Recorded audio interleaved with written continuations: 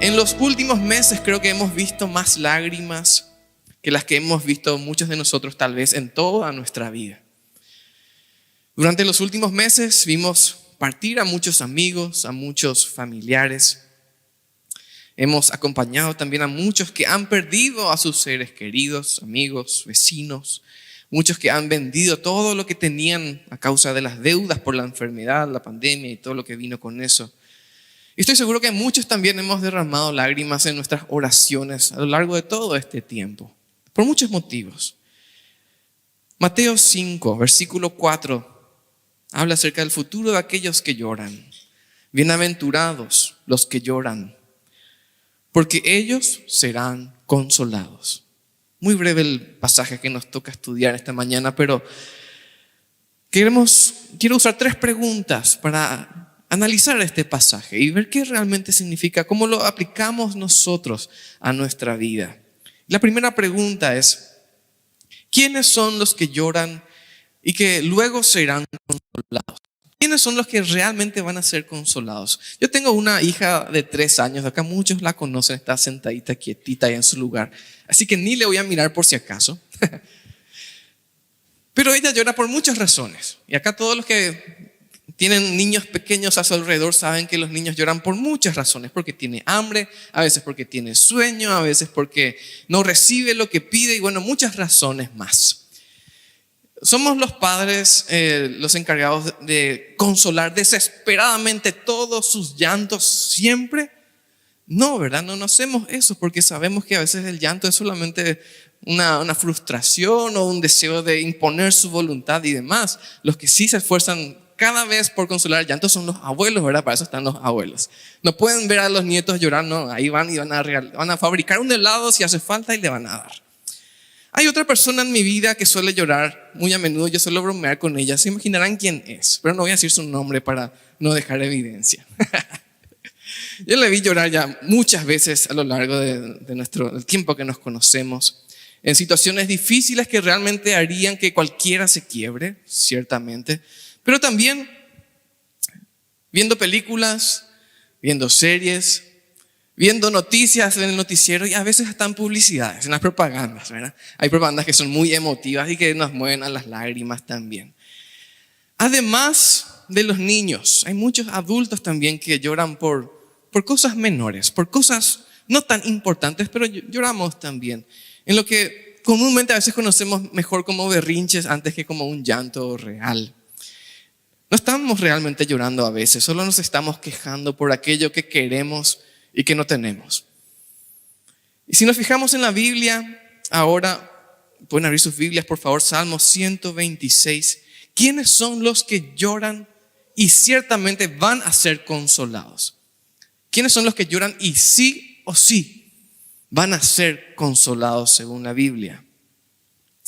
El Salmo 126 nos muestra ahí un cuadro muy interesante de la vida cristiana. Y el versículo 5, el versículo 6 dicen: los que siembran con lágrimas, con regocijo segarán. El que va llorando, llevando la bolsa de semilla, la preciosa semilla, volverá con regocijo trayendo sus gavillas. Eso es lo que dice el Salmo 126, 5 y 6. Una verdad bíblica es que no todos los que lloran serán consolados. No todos. Lastimosamente no todos. Solo aquellos que lloran en los campos del Señor, podríamos decir de una forma. Este es un tema muy delicado y, como dije hace rato, no es mi deseo ofender a nadie, sino que sea de bendición lo que hablemos, porque vamos a hablar de cosas muy sensibles. Quiero pensar en la primera escena de dolor muy común para todos nosotros. Todos hemos vivido en alguna medida esto, el fallecimiento de alguien que no es cristiano, La familia llora y demás. Yo mismo como cristiano muchas veces luché conmigo mismo buscando palabras de consuelo para esa familia que perdió a un ser querido, que yo sabía que no tenía su fe en Dios, ni la familia tampoco. Y cuánto me hubiese gustado decirle: no, ahora está descansando, está en un lugar mejor. Todas las promesas que pertenecen a los cristianos, pero no a los que no son hijos de Dios. Y muchas veces me tuve que morder la lengua para no meter la pata y prometer algo que no era así. Y es difícil, cuesta mucho no decir aquellas cosas que consuelan, pero que no son ciertas. ¿Pueden esas personas que han perdido a un ser querido ser consolados con promesas que no reclamaron en la vida? Lastimosamente no. Siempre va a haber consuelo para quien le busque, ciertamente sí. Pero no todo llanto siempre va a ser consolado de parte de Dios. Otra escena muy común, el dolor por las consecuencias del pecado. Esta escena también es muy complicada de tratar, porque Dios perdona los pecados. Ciertamente Dios perdona. Vida nueva, ya quedó atrás, sí. Pero el Señor no elimina, o no siempre al menos, elimina las consecuencias de nuestros pecados. Las consecuencias o el dolor, el llanto que viene tras un divorcio, una infidelidad, una traición y más, no siempre desaparecen esas consecuencias. Y el dolor está ahí presente. Vamos a leer otro pasaje, Mateo 26. Abran sus Biblias, por favor. Mateo 26, 74 y 75.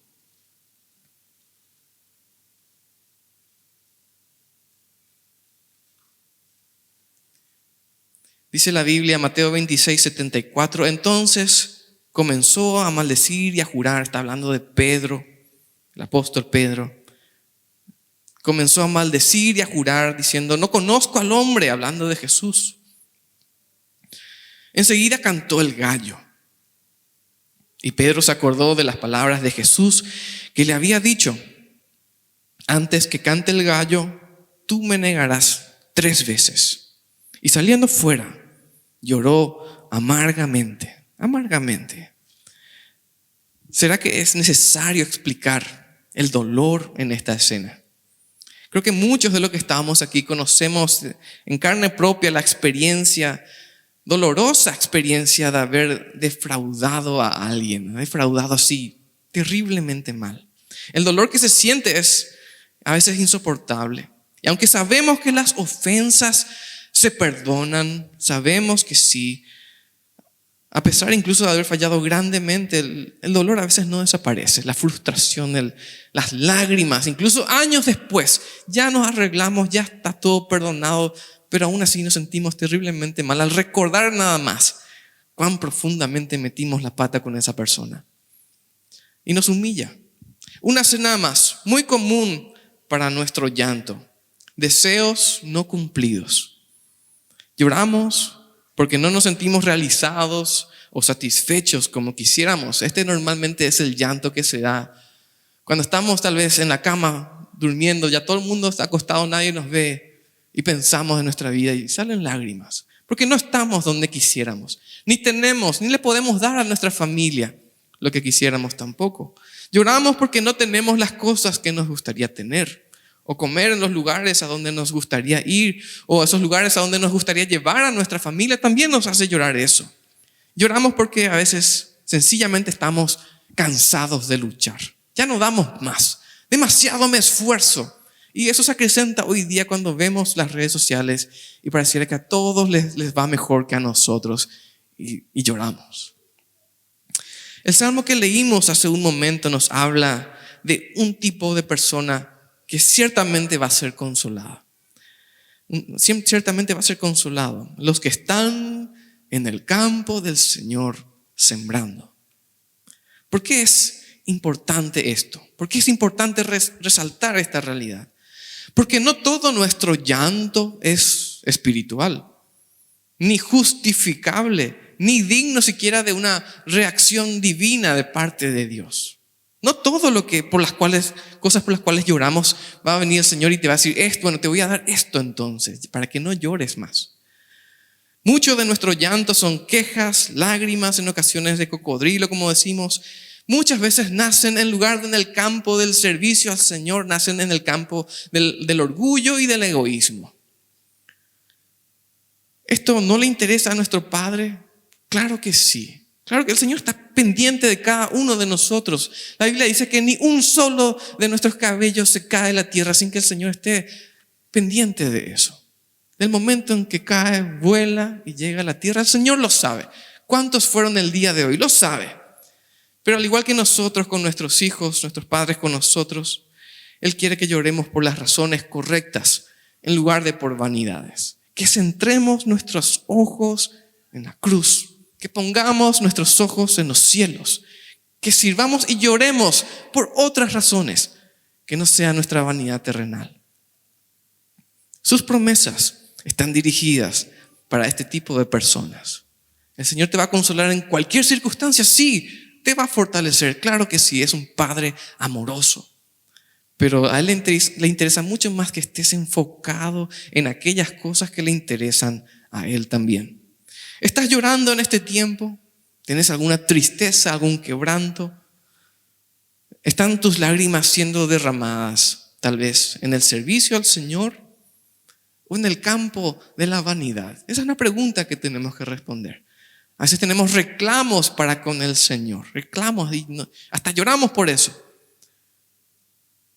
Pero estamos sirviéndole a Él, nuestro llanto surge en nuestra vida cristiana o porque estamos alejados en realidad de nuestra vida cristiana. Esforcémonos por estar en los campos del Señor y el Señor nos va a consolar siempre, cada día de nuestras vidas. Así que vemos en primer lugar que el Señor va a consolar a sus hijos siempre y cuando va a ser más rápido y efectivo cuando estamos nosotros en el servicio y en fidelidad a Él. También nos consuela ciertamente cuando estamos desenfocados. Sí, Él es bueno, pero esto se debe más a su paciencia, más que a sus intenciones para con nosotros. Vamos al segundo punto. Ya aquí muchos se habrán dado cuenta que lo que estoy compartiendo con ustedes hoy es más casi como una reflexión, una conversación antes que un estudio bíblico, teológico. Pero es mi intención realmente que el Señor nos hable, nos consuele, nos instruya en este tema tan delicado. Nuestro segundo punto es, ¿cuáles son las razones por las que lloran aquellos que serán consolados? ¿Cuáles son las razones por las cuales tenemos garantizado que el Señor nos va a consolar? ¿A cuántos de los que estamos aquí cuando éramos niños y llorábamos por alguna razón, nuestros padres nos decían, ¿querés llorar? ¿Querés llorar? ¿Verdad? Y ya sabíamos que si seguíamos llorando nos iban a dar poderosas razones para seguir llorando, ¿verdad? A muchos nos pasó tal vez eso. En nuestra vida espiritual tenemos muchas razones para llorar, muchas. Si nos enfocamos en lo que el Señor quiere de nosotros, vamos a llorar por muchas razones. La primera de ellas que quiero mencionar, hay muchas, yo voy a mencionar solamente 3 o 4 en esta mañana. El arrepentimiento genuino, una verdadera razón para echar lágrimas. Les invito a abrir sus Biblias, Santiago 4, vamos a leer. Vamos a leer del 8 hasta el 10. Santiago 4, 8 al 10. La primera razón para llorar en un sentido espiritual podríamos decir, el arrepentimiento genuino. Santiago 4:8 dice, acérquense a Dios y Él se acercará a ustedes. Limpien sus manos, pecadores, y purifiquen su corazón, ustedes de doble ánimo. Aflíjanse, lamenten y lloren. Su risa se convierta en llanto y su gozo en tristeza.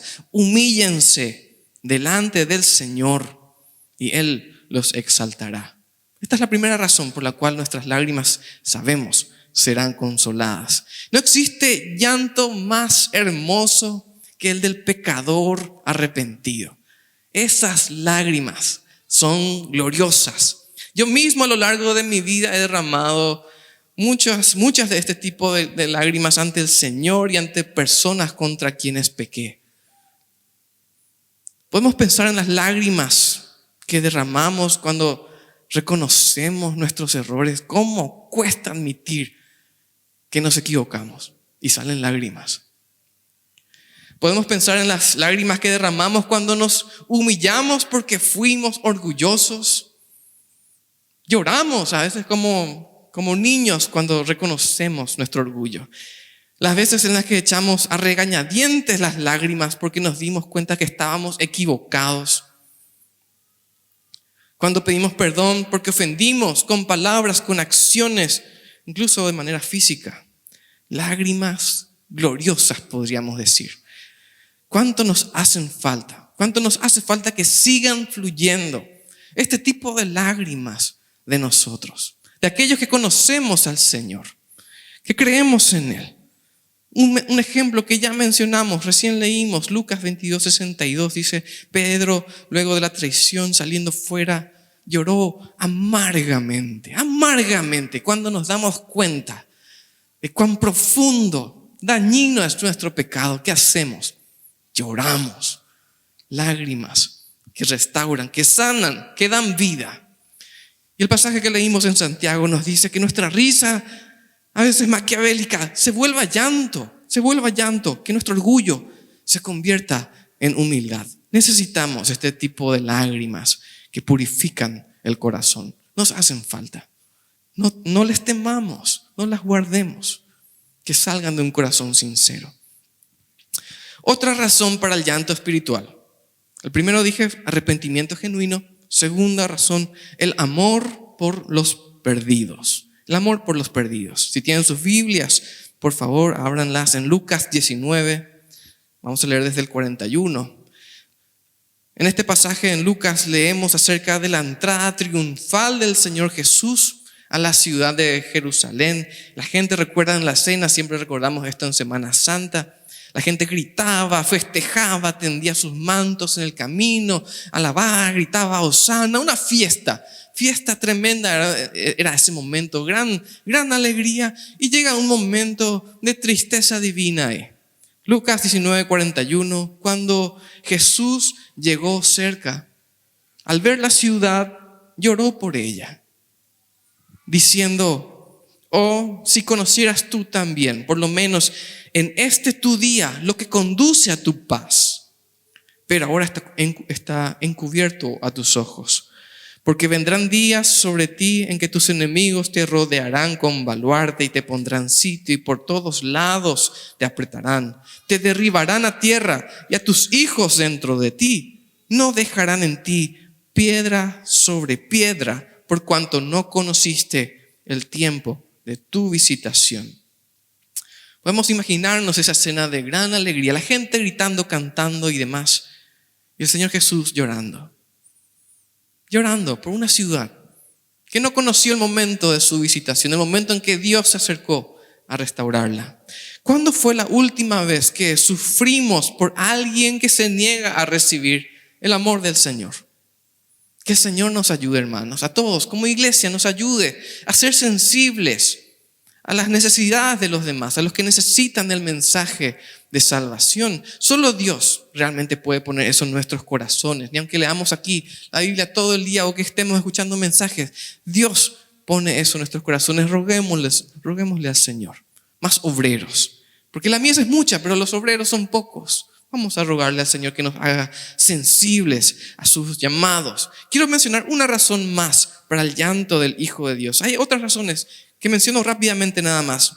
Nuestros más profundos anhelos. Sí, podemos llorar ante el Señor por las cosas que deseamos. Tenemos el ejemplo de Ana, la madre del profeta Samuel, que lloró amargamente por su hijo.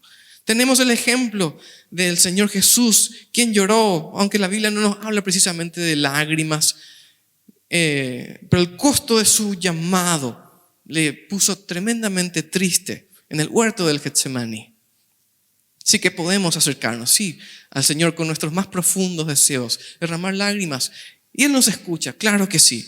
Quiero mencionar una razón más por las cuales podemos llorar. Las consecuencias de nuestro pecado. Vamos a leer un pasaje, ahora sí, bastante extenso. Les quiero pedir que abran sus Biblias. Juan 11, vamos a leer del 29 al 37. Juan capítulo 11, 29 en adelante. Las consecuencias del pecado. Dice así la palabra de Dios. Estamos hablando, para darle un poco de contexto, el tiempo en el que murió Lázaro. Y el Señor Jesús no fue aparentemente a tiempo a visitarles. Ella, cuando lo oyó, estoy en Juan 11, 29, se levantó deprisa y fue a donde él estaba, donde estaba Jesús. Pues Jesús todavía no había llegado a la aldea, sino que estaba en el lugar donde Marta lo había encontrado. Entonces los judíos que estaban en la casa con ella y la consolaban, cuando vieron que María se levantó deprisa y salió, la siguieron porque pensaban que iba al sepulcro a llorar ahí. Luego, cuando María llegó al lugar donde estaba Jesús y lo vio, se postró a sus pies diciéndole: Señor, si hubieras estado aquí, no habría muerto mi hermano. Entonces Jesús, al verla llorando y al ver a los judíos que habían venido junto con ella también llorando, se conmovió en espíritu y se turbó.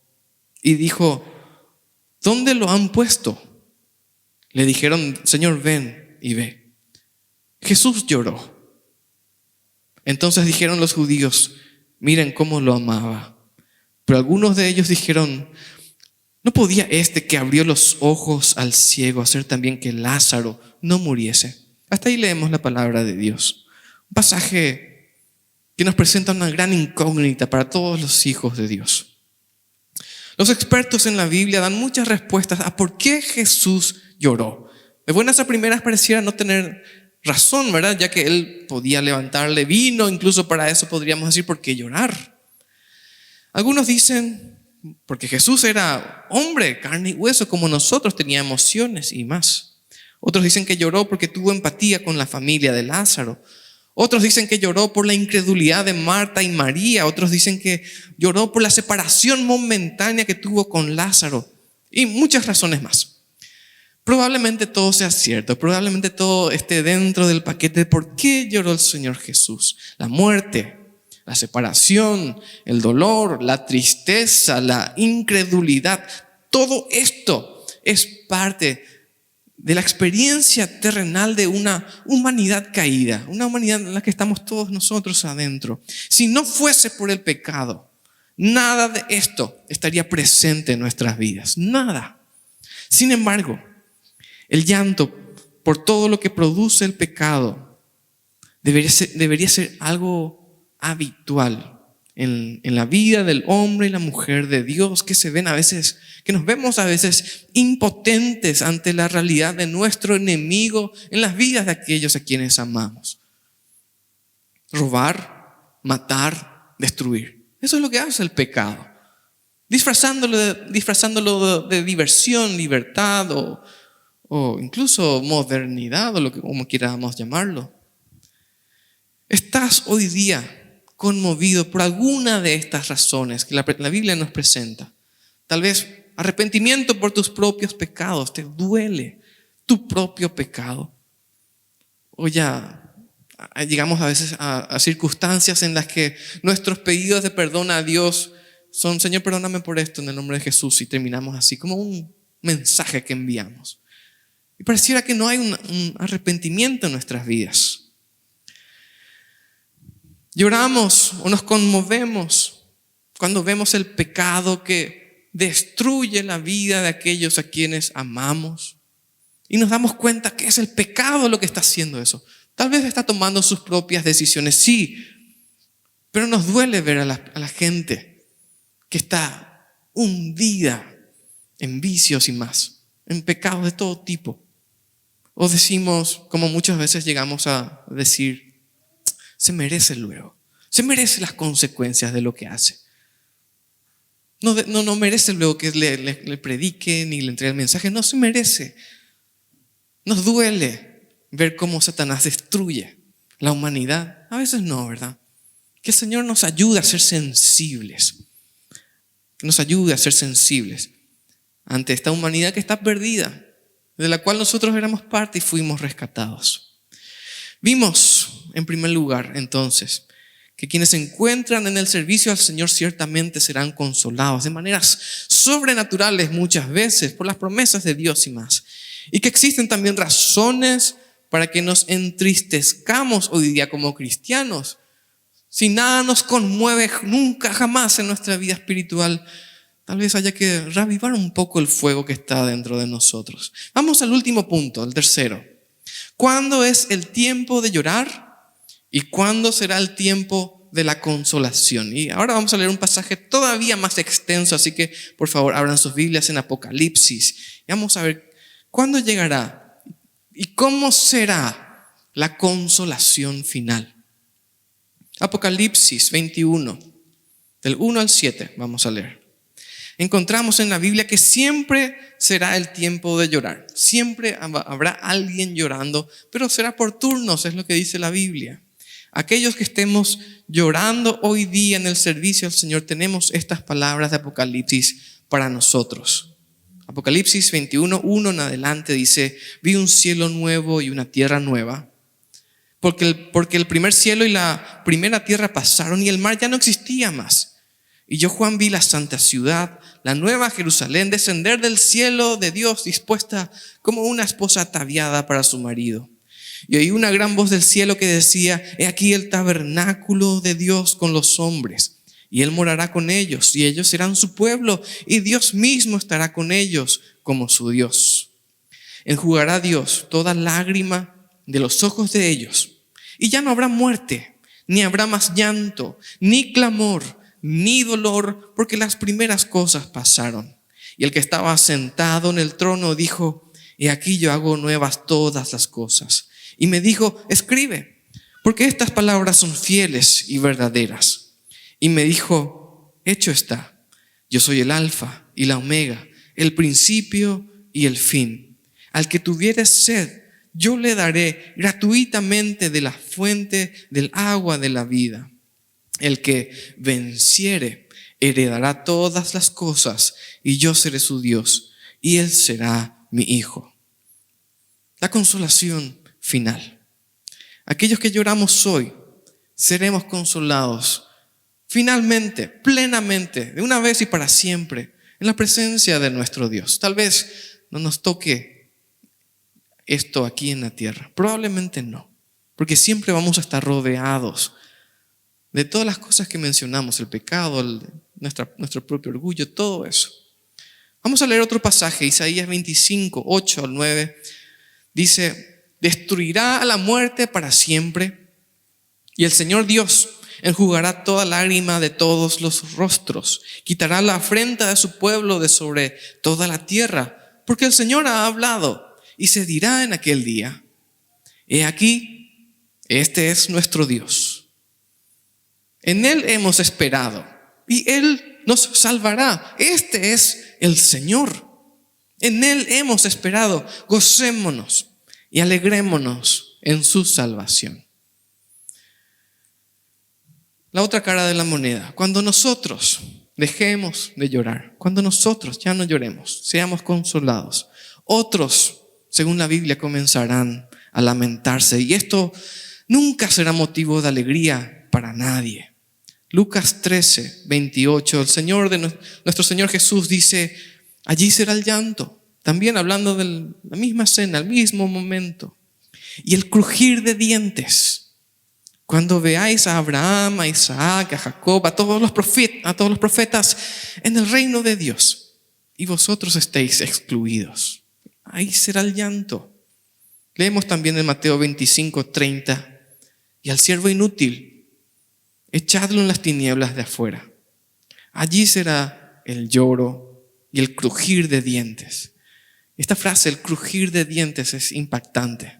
Cuando apretamos la mandíbula tan fuerte que nuestros dientes crujen del dolor, de la tristeza, de la angustia, de la impotencia. Este es el llanto de la perdición que no deseamos a nadie. A nadie. Así que si hay alguien aquí en esta mañana, ya que hay varias personas que nos visitan, si hay alguien que está viendo tal vez la transmisión de este culto a través de las redes sociales, el mensaje de la Biblia es claro. Estamos condenados a una eternidad sin Dios, por nuestros pecados, a la muerte eterna. Pero por la fe en Jesús, tenemos acceso al perdón de nuestros pecados y a la vida eterna. Y esto está disponible para todo aquel que lo quiera, todo aquel que lo desee. ¿Cuáles son los pasos para tener la vida eterna, el perdón de nuestros pecados y librarnos de esa condenación eterna y tener la consolación de Dios? Cree en el Señor Jesucristo y serás salvo, tú y toda tu casa. Esa es la promesa del Señor. Confiesa que el Señor es tu Dios, cree en Él. Arrepentite de tu pecado. El arrepentimiento, según la Biblia, es cambiar de dirección. Antes yo iba hacia allá, viviendo para mí, haciendo las cosas que me gustaban. Ahora me arrepiento, voy para allá. Ya no vivo yo, solo Cristo vive en mí.